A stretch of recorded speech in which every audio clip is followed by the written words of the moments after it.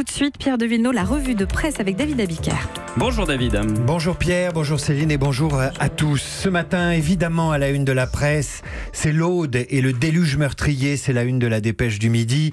Le chaos, titre le Midi Libre, qui dresse le portrait de Trèbes, ville meurtrie, revient à Vigalinck, village dévasté, et rassemble les témoignages des habitants sous le choc. Parmi eux, celui de Baptiste, 15 ans.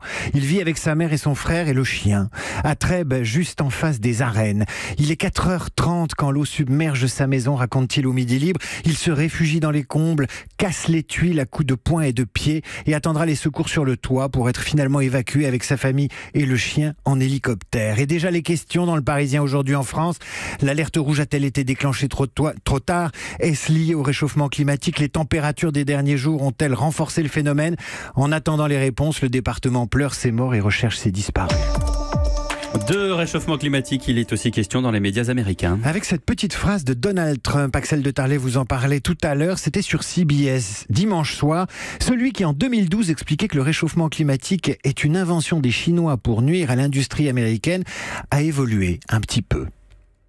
I think something's happening, something's changing, and it'll change back again. I don't think it's a hoax. I think there's probably a difference, but I don't know that it's man-made. Je ne pense pas que le réchauffement climatique soit un canular, dit Donald Trump. Je pense qu'il y a probablement une différence, mais je ne sais pas si c'est fait par l'homme.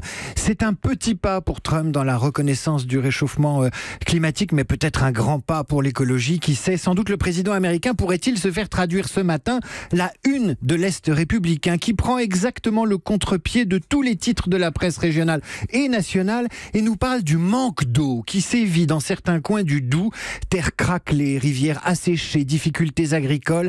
L'Est républicain explique comment le département essaie, depuis 2003, de gérer avec peine l'optimisation de la ressource en eau. Et l'hydrogéologue Jean-Pierre Mettetal est formel. Seule la connaissance du territoire permettra de connaître les solutions pour demain.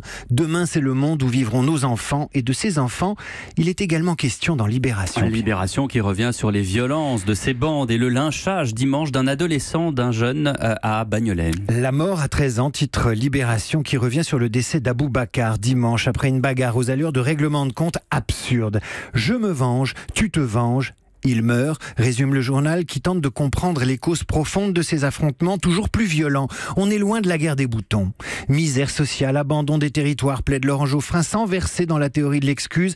Internet également, explique le Figaro qui analyse le rôle des réseaux sociaux et des messageries instantanées dans ces phénomènes d'ultra-violence, ultra-rapide et ultra-stupide. Il suffit parfois d'un mot, d'un regard de travers et ça va vite. C'est de la violence virale. Aux grands mots, les grands remèdes. Pour Hugues Moutou, ancien conseiller de Nicolas Sarkozy au ministère de l'Intérieur, il faut placer les territoires perdus de la République en les plaçant sous administration spéciale, propose-t-il dans une tribune dans le Figaro. Dans la colonne d'à côté, un autre ancien préfet a lui la nostalgie de Raymond Marcellin, ministre de l'Intérieur, qui veilla à la sécurité des Français sous De Gaulle jusqu'à Pompidou, de mai 68 jusqu'à 74. François Leblond vous parle d'un temps où la République était tenue, monsieur, écrit-il, et peut-être d'un temps où l'on recrutait plus facilement des ministres de l'Intérieur et où on savait les garder.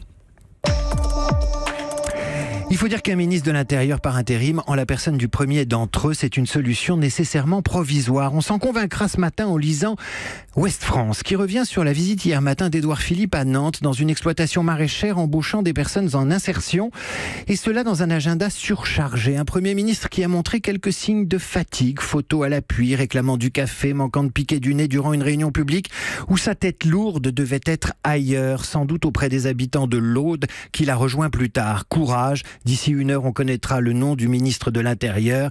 Ce sera ça de moins. D'ici là, il faut tenir.